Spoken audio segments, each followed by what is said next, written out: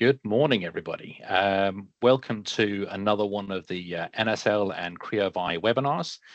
Today, we're talking about Agent Assist, which is one of my favorite CreoVi products. You'll notice that we have Greg and Jack with us today. So Greg is going to tell us a little bit more about CreoVi itself, and then Jack is going to go into the presentation. You'll notice that microphones are turned off, cameras are turned off, and the chat is turned off. So please use the Q&A at the top of the screen to be able to ask any questions. Steve, you're an exception, so I'm going to let you ask questions live as you like. A couple of the reasons that I really like this product is it is platform agnostic. So it kind of bolts onto any contact center platform pretty much that's out there. It helps to retain staff, which is a real challenge in the contact center world. Because it's giving them the support that they're really struggling with when they're working from home and upskilling the team so quickly. So, I mean, on average, I think it's about 60% reduction in time for actually onboarding new members of the team and improving customer experience, which is so important nowadays to offer that service over and above. Reducing call handling time. I mean, these are key elements in a contact center. Greg, I hope I'm not stealing all of your thunder here, but and then just kind of industry regulations. So just making sure that the business protects itself, and the Agents platform is making sure that your agents are out there and actually sharing the right information with their customers. So yeah, thank you very much for letting me do the little intro there. I'm going to hand you over to Greg and move forward from there. Thank you. No, thank you, Mark. Great to be back. You know, this is we've done a few of these now, and really enjoy these sessions as we get to talk through some of the the ins and outs of the product set that we've got, but also how they impact the contact center and business market in general. So yeah, my name's Greg. I'm from CreoVi, and I'm joined today by my colleague Jack. He'll be taking you through some of the product information that we're sharing today. CreoVi, we're a leader in intelligence and guidance software within the contact center, but also supporting broader operations as well. We're a very close partner of Mark's and NSL. We work really closely with the team, on a whole range of business activities. And the business really has, the CreoVi business has a deep heritage in the contact center space. So we have people in the team and on the executive team that have built, run, executed contact centers in the past. So we really understand the pain, the challenge, the operations, all of that side of things. But today we're going to be looking at Agent Assist, as Mark said. So, a piece of technology that has come on leaps and bounds. And I think we've probably got, think about growth curves or adoption curves. We've probably gone through a whole curve in the last 12 months with this type of functionality. We've really moved from a world of agent guidance that didn't necessarily have the greatest reputation because people thought of, clunky scripts for the agents and things like that, to a world where really the potential and the use cases are almost limitless with the support of artificial intelligence. So when we're looking at what it is, how it benefits operations, how it benefits the agents in particular, that agent experience is really the crucial part here. If you can make your agents' job easier, make their lives, their work, more enjoyable, they're going to stay longer. And one of the chief issues that we see all the time is keeping hold of good agents, right? There's going to be a natural level of churn, but the contact center, has a level of churn that is far beyond the industry average. And that's because of the tough nature of the job. So as I say, we're going to go through some of the benefits of the product and look at how its application can be massively useful in terms of driving efficiencies, across the contact center function, but particularly in assisting the agents. How it does that, Jack's going to go into a huge amount more detail, but it really is listening in real time now. So that's the real difference, right? Than before is that technology can listen, interpret, analyze, and provide actions, rebuttals, whatever the agent needs in real time, just by listening to what's said. We also have the capability to listen to or, sort of analyze past interactions. So we're actually feeding information into the platform in order to drive best practices and influence agent behavior. So it's really a sort of as I say, in the last 12 months, things have really changed in terms of the capability of this sort of product set. And as I say, artificial intelligence is really driving the backbone of that. Cool. So I'm gonna hand over to Jack. So it's probably starting to steal some of his thunder as the theme goes on, but enough from me. And yeah, Jack's going to take us through some of the practical applications. We're going to run through a little demo to show you how it works live, and then we'll get into the benefits and some of the Q&A as well. But yeah, over to you, Jack. Thanks, Greg, and thanks, Mark, for being here. Yeah, good morning, everyone.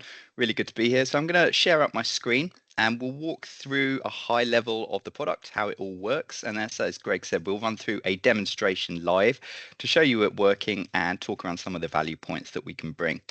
But I do want to set the lay of the land first. So if I share out my screen, you should be able to see that coming through now. Yep. So the product that we're offering today, the Agent Guidance or Agent Assist product, this is a web-based product, but what we're going to show today is how that actually can work for you and how it can really sort of interface with your existing systems and make your agents' lives even easier. This homepage that I'm on, this is showing our system with all of the various what we call workflows or campaigns that I, as an agent, have access to. So obviously this is a demo system and I have access to an awful lot. But each one of these that I hover over here is essentially a different use case or skill that your agent might have access to. We interface with your existing telephony architecture, and our solution is able to be instructed or communicated with by essentially any of the main platforms out there.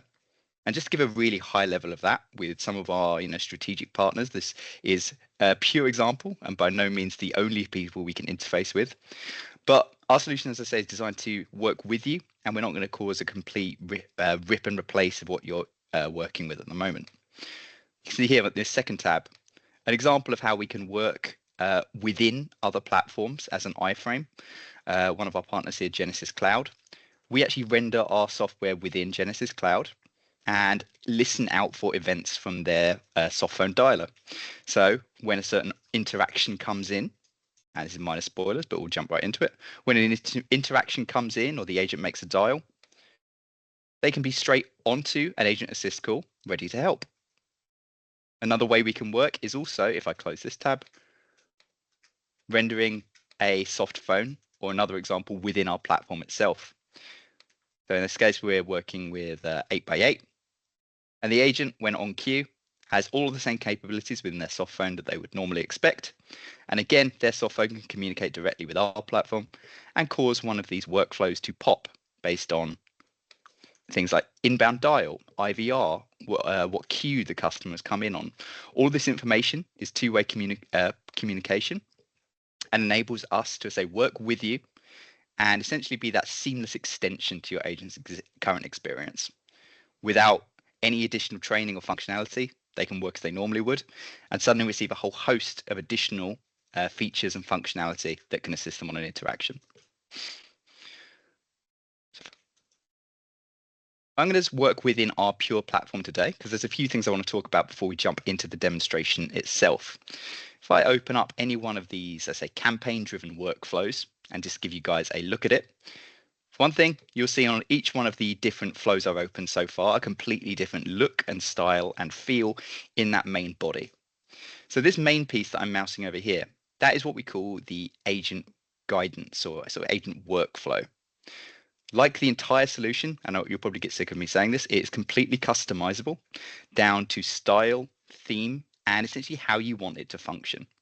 So this can range, this can be created by the contact center themselves. It is purely drag and drop technology. Of course, CareerVia is there to assist with initial training and implementation. But the point is this is completely customizable depending on the kind of processes your agents are taking, whether they're multi-skilled or single-skilled, and is there to design to guide them visually through an interaction. So, as I say, we've got, for example, things for the agent to read if we need that level of scripting, maybe for your newer agents or less tenured.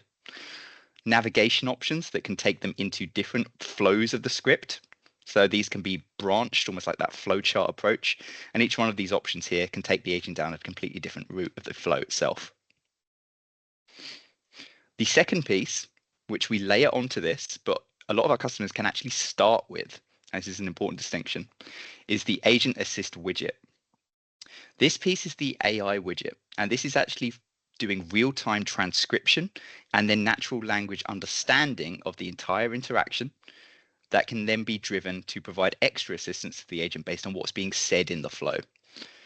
So as I say, this piece can actually function completely independently. And if I shrink my window down there, you'll see an example of what that could look like. So everything I've shown you today could be shrunken down to this small widget piece, where you will see in the demonstration things ranging from dynamic tick boxes, which can give the agent both confirmation, guidance, and gamification about what they need to say, the compliance elements they need to hit, as well as that sort of next best action. And that will also provide reactions to things that not just I am saying as an agent, but also reactions to things that you'll see in the demonstration Greg is saying, so our customer, and can give me real-time feedback and guidance as to what they're saying, why they're saying it, and what I should do in response. So for training and initial implementation and onboarding, the value is enormous. But even for the most experienced agents, our solution can correct directly to outside systems like knowledge bases to bring information in and always be that sort of co-pilot that can provide answers to those frequently asked or really tricky questions.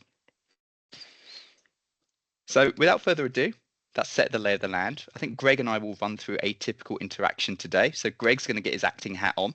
If you're ready to go, Greg. Yeah, let's go. Brilliant. So I'm going to manually launch one of the flows that you've seen there. But again, we could automate that process. So it could be as simple as me answering an inbound dial for a full-fledged system that was implemented with your contact platform. I'm going to be launching the outbound sales example. And when you do that, you'll start to see the system working and how it's reacting to both myself and Greg. So just in the top right, I'll check that my audio settings are set up.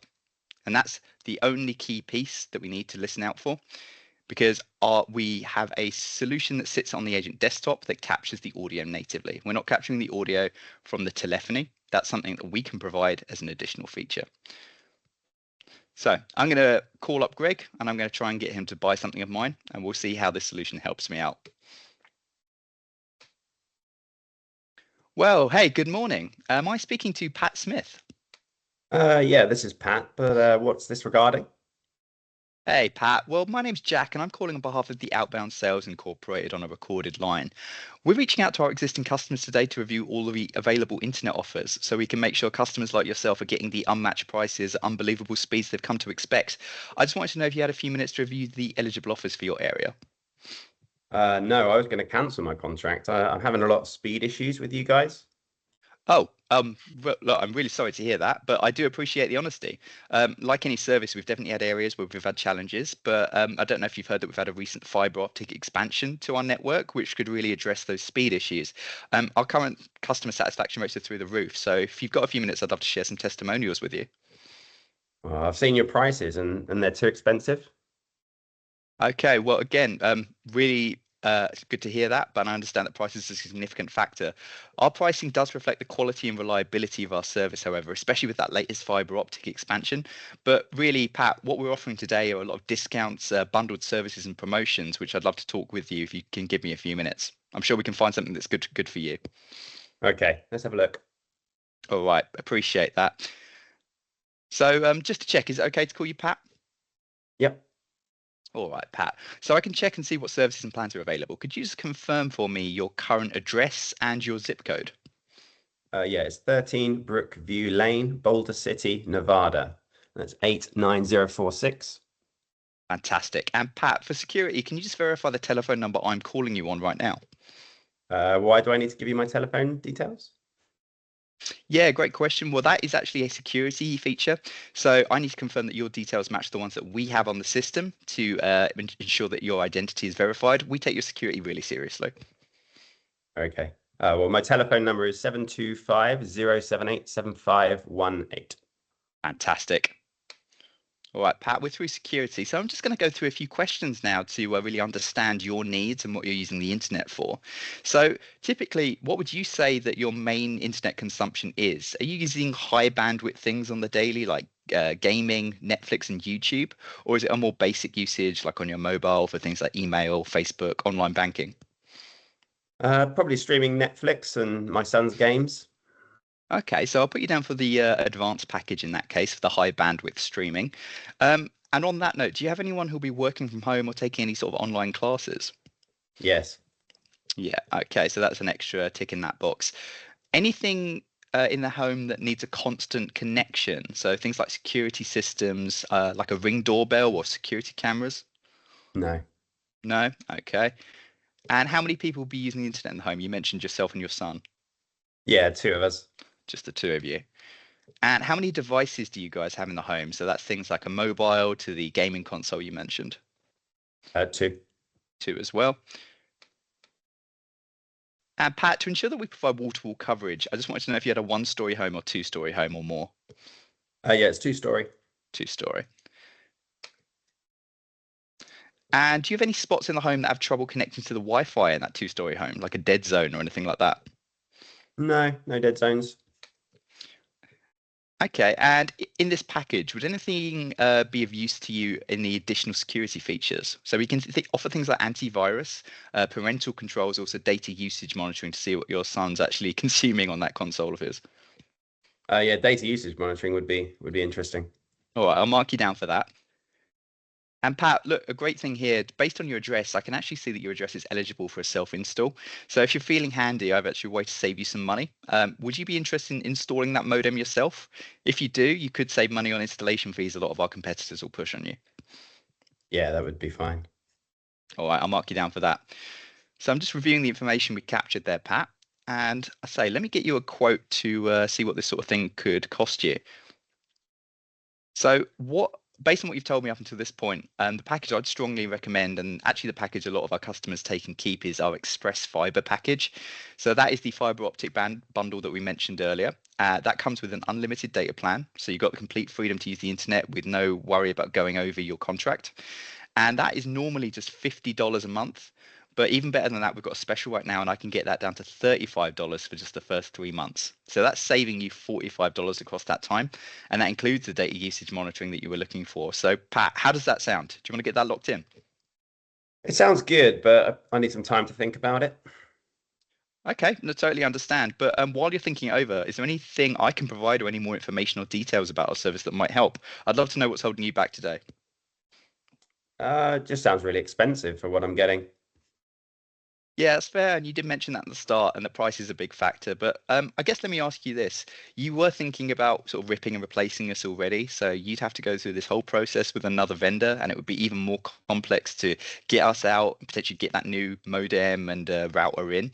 But with us, you are getting a quality service. So would you rather pay a little more now and get something that truly meets your needs, or save a bit up front and go through that whole process, for tomorrow or next week, and maybe risk having no internet over Christmas? Oh, that's true. Okay, no, let's go ahead. All right, Pat, you know what? You won't regret that. So that is good to go.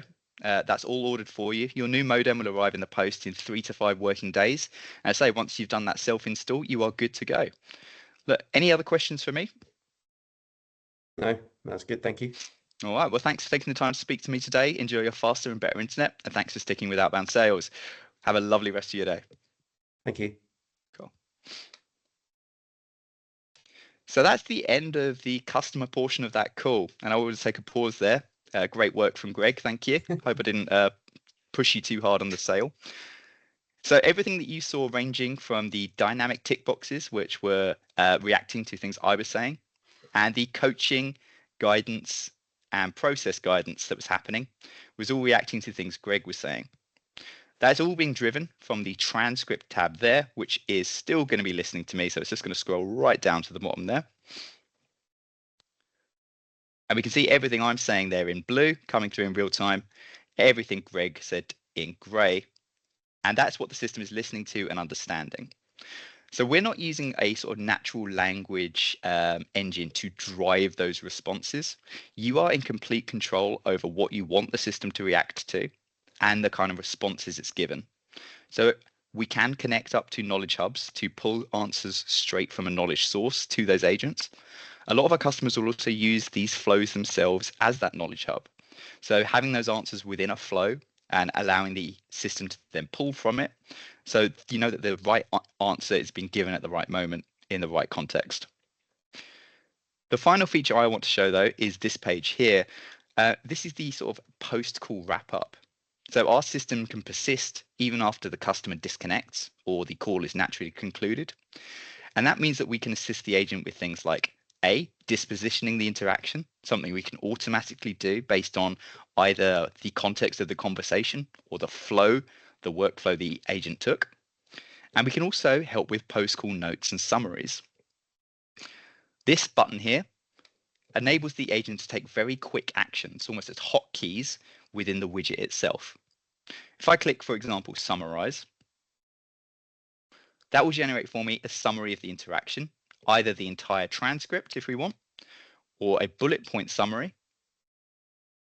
And we can even do quick actions like look at the customer satisfaction rates of that overall interaction. We can then hotkey any sort of action in there and enable the agent to, for example, quickly copy and paste their their notes into the note box. And then our system can write this kind of information back wherever you need it to go.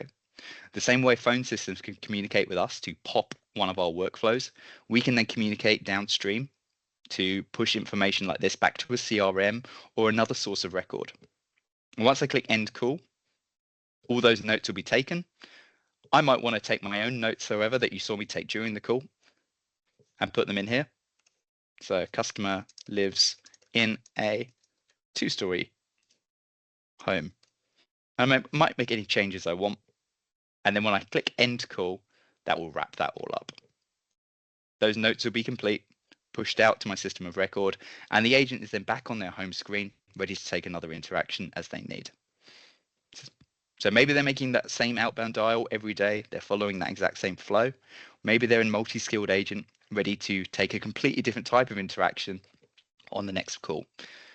Our system can accommodate those and have these various campaigns based on inbound, outbound, or any other information you can pass to us to ensure that your agents have support on every single interaction. And I suppose that brings me to the end of that high-level demonstration here. I hope that's been useful. Jack, a couple of questions here that have come in. So one of the things that I mentioned at the beginning of the webinar is organizations having to follow industry regulations. So you were saying about knowledge pools. So if there are certain regulations that have to be covered or information shared with customers during a call, am I right in saying that the agent assist will prompt the agent to say those certain things and make sure that they've said all of it? Yeah, absolutely. And I think you saw a few examples of that working, obviously, in a sales context where we had an objection discovered and then a rebuttal. But what we can do in regulated markets is the exact same logic to ensure that agents are saying the right thing at the right time. This data breach example is a white labeled example of something we did for exactly that. If a customer called in to a market and they needed to know some serious data, they needed to know some very serious information about if their data was breached, and the FCA company had to give a perfect response, we can listen out for what the question the customer was asking and actually pull that information straight from a knowledge base. So we've also given a drop down here where we can see those most common list of questions. And the agent can always click on one based on what the customer is saying and get that response. But Greg, if I can recruit you again, do you want to ask any one of the questions that you're seeing there? Yeah, why am I getting this letter? Well, you're getting this letter. It doesn't necessarily mean you're a victim of identity theft or credit fraud, and it doesn't even mean in the future that you will be, but it does greatly increase the chances, especially if your sensitive information is believed to have been affected. So that's why you've received that letter with us today. We just want to make you aware. And these drop down allows the agent control. So if there is that possibility of mistranscription, if the customer's on a particularly busy line or a windy line that makes the transcription difficult, the agent is still in the driver's seat. We're just there as that backup and that extra level of assistance. But that is an example of the knowledge hub that we've connected to, with all of those answers are in there, and we're just pulling them through based on what we hear. Jack, there's other kind of bolt-on services that complement the Agent Assist. And am I right in saying that there's a tool that CreaVi have that can actually quantify a potential cost to a business if they don't follow regulations? Yeah, absolutely. So this is one half of, I suppose, CreaVi's real overall offering around contact center solutions. This is the agent-facing piece that's there on the front line, helping agents on every single interaction. Our second piece is the sort of conversational intelligence platform. And that is a tool that is able to analyze every single one of the interactions that your agent is taking, like the one that Greg and I have just gone through, bring them in and analyze them at a much broader scale using kind of very similar logic, allowing you to transcribe those phone interactions, bring them in and analyze them. What we can then do in that system is, say, look at a broader strategic picture. So we can take things like your average potential fines that might be accrued to agents based on a certain data breach or compliance breach. We can look at your agents on a much grander scale and start to put a real number against the possibility of risk that you're endangering by having certain agents you might not even know about because you're not QAing at a big enough scale where compliance breaches are happening or potential things like risk or fraud are being detected. And we can have a look at that if we have time. Excellent. And the other thing, in the beginning of the demonstration, you mentioned that, or you showed us Genesis as a platform and then 8x8 as a platform. How do you actually integrate the CreaVi Agent Assist with the actual conversation itself? Mm-hmm. What do they need for CreaVi to work? So for CreaVi to work, you really don't need anything. Our solution at its core level is a completely tech agnostic solution that enables that level of functionality that you've seen today without any real integration or configuration. The only piece that is a necessary install for us is the audio service, and that is easy, and that's easy to roll out with something like Microsoft Intune or a mass deployment service. It sits on the agent's machine, is completely dormant for 99% of the time. When one of our flows is actually activated manually or triggered automatically, that's when our system will start listening. And you can see that little listening or recording option right at the bottom. That is our native solution that's capturing the audio, and it's capturing the audio from this very fetching headset, which a lot of agents will have. So from the microphone for my voice and from the earpiece for the customer's voice. Otherwise, the solution will work as I've got here, either as a on-prem or a URL solution. But what we offer are APIs that any solution can talk to. So that's how we're working with the Genesis solution you saw, the 8x8 solution you saw, but we're also able to work with pretty much anything out there that's got RESTful APIs. Excellent. So because you're using the sound card, you don't actually have to connect this to a full contact center solution. You could connect it to a unified communication system as well. Exactly. That's something new that we've done with 8x8 for their unified contact center. Excellent. And kind of what industries are you finding you're getting real traction with this Agent Assist product?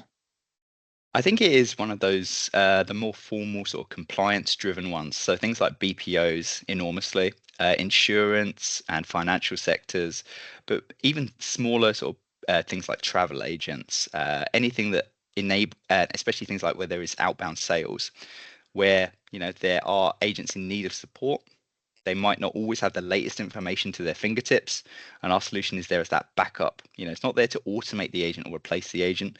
It's just there to give them that extra assistance and make sure that compliance measures are being followed, the right objections are being said, and processes being matched.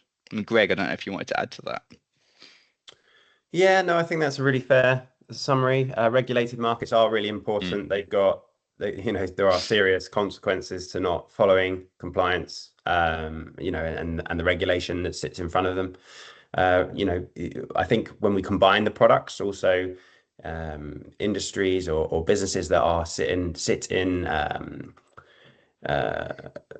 that have a huge amount of volume, so for example, something like retail, has thousands of calls a day potentially, and actually both the analysis side, getting through that scale takes a huge amount of effort if you don't have something doing it in an automated fashion. But then also on the agent side, the volume of calls becomes really important. As Mark said at the start, average handle time becomes really important. And just simple use cases like how quickly can an agent accurately wrap up a call? If that's 2 minutes post work, 3 minutes post work. Mark, we talked before in one of the other webinars that we have done about the legal sector, and actually the post conversation work that they have to do, not necessarily a customer call, can be hours of work, right? And actually, if you can summarize that and do it for them, even with checking, you're chopping huge amounts of time out of that interaction, and then moving on to something else, right? So yeah, there are use cases for all industries, but we do tend to lean towards those regulated markets. Excellent, brilliant. Jack, I'm just recalling, as Greg mentioned previous webinars, am I right in saying that there's a tool on the Agent Assist where an agent can actually ask the system to evaluate that particular interaction and see how well they did? They can. So on one of the flows, and just one I wanted to show as well, which is, I know we've looked at the full workflow examples today, but if I did want to look at something that's just a widget only approach, the agent has access to go in, and they have access to, say, the summary actions, where they can summarize or do any other sort of hotkey action that they want. But they also have access to actually ask questions of the interaction themselves. So we haven't got a full conversation in this case, so there's nothing for me to really analyze. But where I want to go in, I could say, how did I perform on this call? And you've got that straight pipe into the AI to go in, ask questions, and even self-evaluate on every interaction. So that's another great use for the solution working in that post-call environment where the agent can go in, and if they've got a few minutes, they can query the AI. Then it can, of course, see how they did in terms of where they did hit and where they didn't. But those sort of questions can be piped in. And of course, they can be hotkey actions as well into the summary actions at the top there. And you were showing CSAT scores. So traditionally, businesses are talking about or will ask a caller to complete a survey, and very few people complete those surveys. So this is measuring every call? Exactly. And that does lean into, again, our sort of post-call analytics solution. But the thing to think about here is the analytics that you're getting at scale with a solution like this. Obviously, we are assisting every single agent on every single interaction, if that's the way you want us to work. But even if you don't build out, a workflow or have this kind of technology assisting every type of call that your agents are taking, our CI solution can take all of those and look at them at scale. And CSAT AI is a very fundamental piece that we've got around that. So that's a technology we recently had patented that essentially is predictive analytics around what a customer would have given in a post-call survey without the need for them to having to necessarily do one. So we look at a huge amount of markers throughout the interaction, ranging from sentiment, the overall tone of the conversation, words said, as well as the outcome. This is something that we built using hundreds of thousands of real interactions that did have survey calls attached. And we've given this to some of the biggest sort of tech players in the world to play with. And the initial feedback has been overwhelmingly accurate and overwhelmingly positive. So we can get that picture of your customer satisfaction rates at scale. Fantastic. Can I ask a question? Please. Yes, of course. When you talk about the regulated markets, particularly sort of insurance, financial services, etc., one of the big things at the moment is vulnerable customers.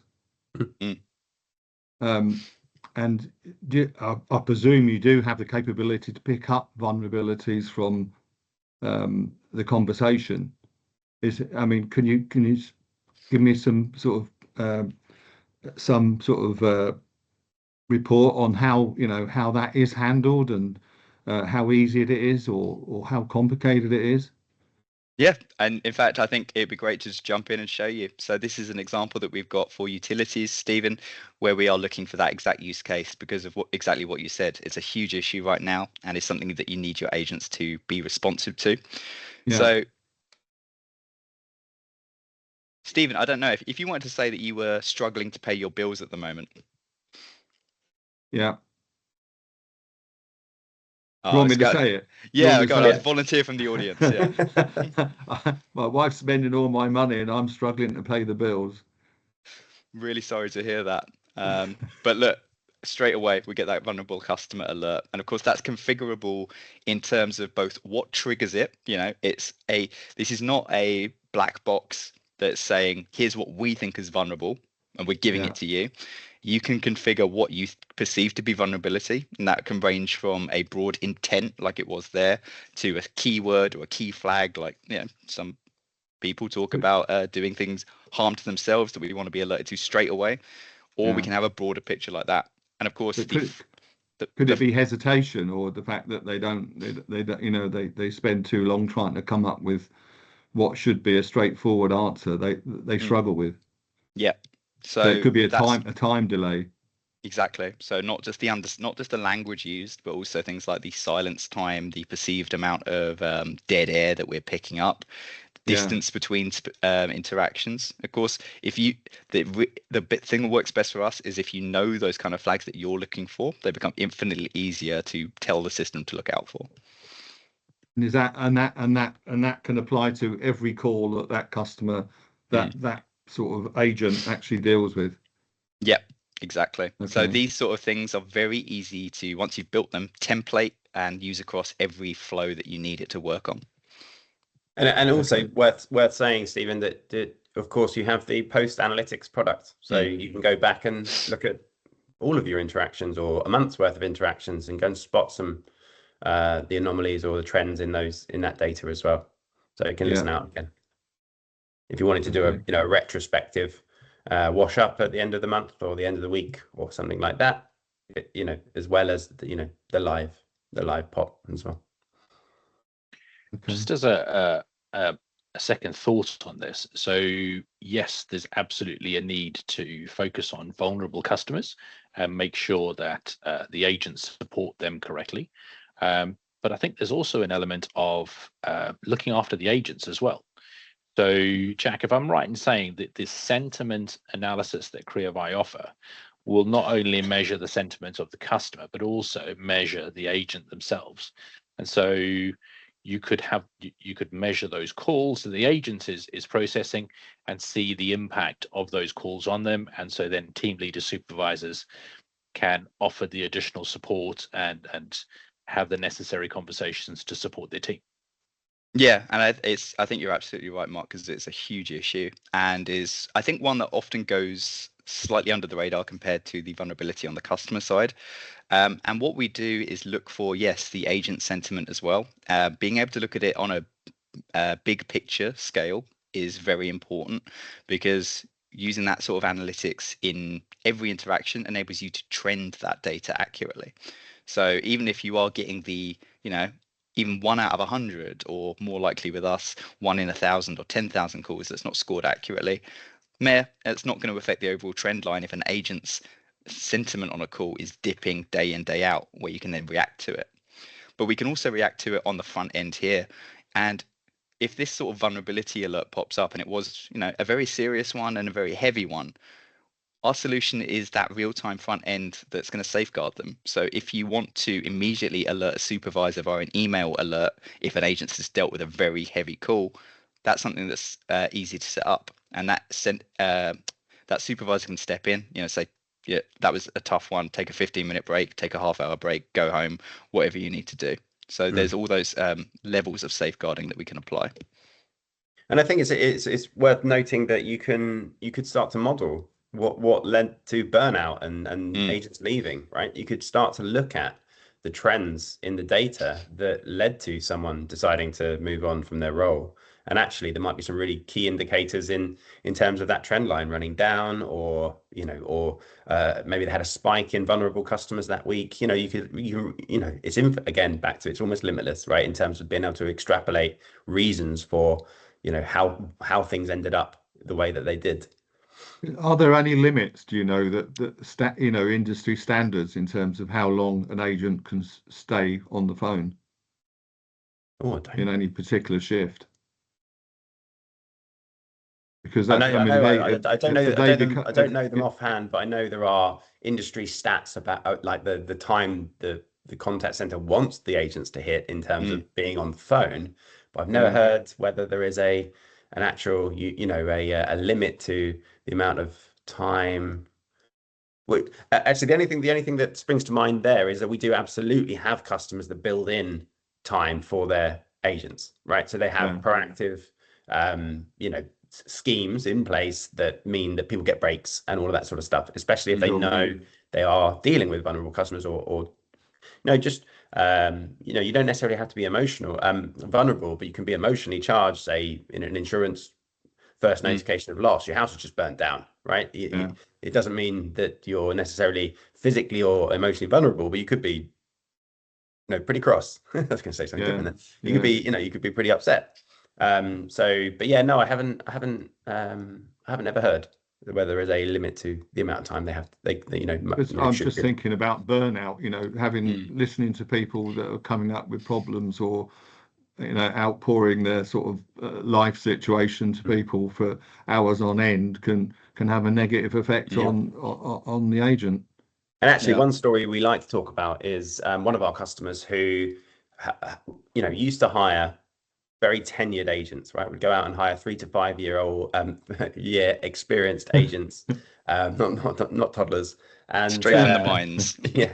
And as the market has moved on, and post-pandemic, and all of the stresses and strains that are on the contact center industry, they found it harder and harder to find those tenured agents, and they're having to get greener agents, sometimes with no experience whatsoever. And they are using the software to, obviously, as we talked about at the start, to train those agents quicker, more efficiently, give them one process to follow, regardless of the interaction that they're going on. And actually, I think they had 50% churn. We instantly halved that. So we got that, within 3 months, got that down to 25% churn, and they've stuck at that rate. And then they used the money that they calculated that they had saved on the churn to bonus their agents, and built in, not necessarily gamification, but a remuneration system that then bonused agents and really took them not into being high earners, but significantly improved packages for top performance. So you, again, using that trend data to understand outcomes to then remunerate better based on that score. It puts it in the cycle, doesn't it? And so they didn't just give that money back to the business. They actually kept it in the contact center and started to package the pay better. So Jack, we've mentioned onboarding new members of the team faster and using Agent Assist for that. But actually, some of the conversations that we've had with customers are based around onboarding new products. So upskilling experienced staff quicker by using the Agent Assist to actually substitute their knowledge and give them guidance on new products and possibly new locations that they might be selling in a travel industry, as an example. And I think that's possibly the best example of where that knowledge-based connection, if you do have it, can work. But even if you're not using a knowledge base, or you don't have a knowledge hub that's perhaps tidy enough for us to pull from directly, again, that's where our system can shine as being that actual sort of single source of truth for those flows. Because dividing it into these kind of lines or campaigns, we can directly sort of hard code those answers into the solution. So behind this, on the configuration level, there's a simple control that is that vulnerable customer alert, and we're looking for that and displaying it. So if we wanted to add a new product, add a new feature, if we can add that to the knowledge base and we hear that word, boom, all the information is there for you. We can do an outside link to that FAQ document or URL as well. But if you want to come in, edit our platform and add that product as well, add its feature information, its serial number, that will all be then accessible when the agent either says it or then they go in and ask a question about it as well. Yeah, I think, and just again, just to add there, Jack, that if the time saved, you think about if they say the phrase hotels in Thailand, and it pops your list of hotels right there for to run through. The time saved on the agent side in terms of going to retrieve that information is really significant. Yeah. Or are you open on the holiday? Do you have special closing hours soon? And those little things, yeah, they take seconds, but those seconds add up. And really cutting that average handle down with those quicker responses, those seconds will add up very quickly. And we see that those sort of marginal gains that you can make in terms of average handle time have a big impact down the line. Brilliant. Anyone else got any other questions? What's the sort of penetration throughout the call center industry? Where are they in terms of utilizing this technology? Are they halfway there, or 3/4 of the way there, or what? No. How many? What ground have you still got to cover? Great question, Stephen. And actually, we lean a lot on a few of the analyst communities, right? So if you think about, there's Contact Babel, if you've heard of them, there's CMP are really starting to ramp things up, customer management practice, Metrigy, we haven't actually had that stat for probably since the Decision Maker Guide. Almost 12 months ago, so that's coming back out from Contact Babel in the next 6 weeks or so, I believe. But it's 5%, I think, for sort of the AI assisted product set. I think a far greater proportion, but it's still not over 50% of the market are using predictive analytics, post analytics. So sorry, Pat. So like 5% are using AI? Yeah. Is that what you said? This in the agent guidance function, right? This is that's the AI is obviously being layered into all sorts of areas and use cases within the technology set within the contact center. So yeah, it's a really good question in terms of total penetration. I haven't got the answer to that. On the guidance side, a year ago, which then you think the survey data is probably a year to 18 months old, was at 5%. So a maximum probably 10%, right? Yeah. Okay. But then across the whole contact center, I mean, there's a whole host of use cases that AI can start to assist with. So there's still a plenty of ground to cover then in terms of you guys getting this product out. 100%, and I think as I alluded to in my 95%. Yeah, as I alluded to in my intro, like the scripting and workflow had almost gone full circle, right? It had become popular and then almost gone out of fashion again because you want to speak to a human and get a human response. You don't want to be speaking to someone, and everyone's experienced this, where they're just reading something and it's not actually answering the specific question that you had asked. And what artificial intelligence has done has almost breathed life back into that ability of the agent to respond to the specifics of the question, but also still reading and reporting back the right information, and crucially, if there's compliance about the right information. And so it's I'd say the last 2 years with the evolution of the artificial intelligence market has really changed things. And what about bots? I mean, where do they sit there? I mean, bots use AI, don't they? Yeah, 100%. And they're getting smarter and smarter and smarter. And so that's really, again, a really good question. And I was at the Call and Contact Center Expo 2 weeks ago, and a lot of the presentations were really looking at it in detail about where is that handoff point? Well, how much can the bot handle? How well can it handle it? And at what point does it escalate it to a human, and how does it escalate it to a human? We can share a video after this it's a little outdated in terms of branding, but that's not a problem, of our partner 8x8 and their IVR solution handing off to a human that is using CreaVi. So again, we can share that and show you, actually, it was trained to notice or understand when, and certain use cases, again, that you defined, it needs to escalate. And again, that is a really hot topic at the moment. What can the bots cover? Simple use cases, absolutely. But anything complex, anything where you actually want a bit of advice, or you want to speak to a human still, 65% of interactions are still voice. Then you've got email, chat, all of that sort of stuff, which again, all of the products work across to analyze. And really understanding when it gets off is the crucial part. There's huge amounts of money being pushed into that area. We are on the human side. To see those stats, Pat. It would be really interesting to see those sort of stats, like you were saying about 65% and whatever. Just to put it in context of where we are and where the industry's got to get to. I'm talking about the insurance industry, which is my where I belong. But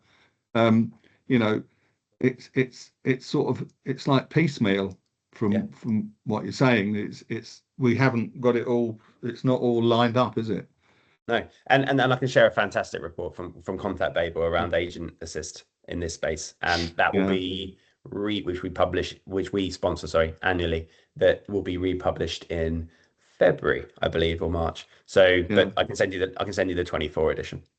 Brilliant, thank you very much. And Stephen, just one thing to add on that, something that's really sort of cutting edge in terms of practice that we're seeing a fairly big uptake in is, you talked about those bots, and I'd say as bots become more and more human, some companies are more and more interested in actually running their bots through the automated QA process as well, and analyzing their performance as humans are, and seeing where are the gaps, and training those models based on that sort of feedback as well.